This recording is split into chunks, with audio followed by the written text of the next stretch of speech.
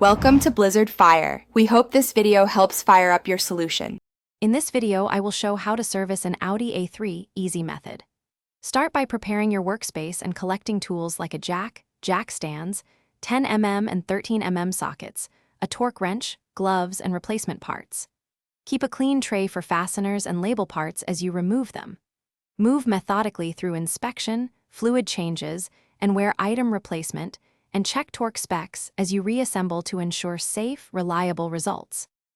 Remove the wheel first and inspect brake components visually and by touch for heat damage, scoring, or uneven wear.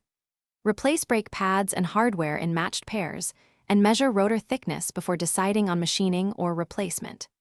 Clean caliper slides and apply high-temperature grease where appropriate, then reinstall wheels and torque in a star pattern to the specified value for safe braking performance and even load distribution. If you're enjoying this guide, please subscribe and like if it helps you.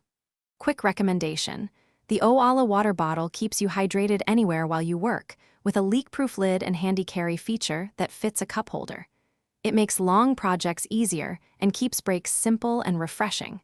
Check the description for the link and other deals, and now let's get back to the video. Drain the engine oil, replace the oil filter, and refill with the manufacturer-recommended oil grade while noting capacity.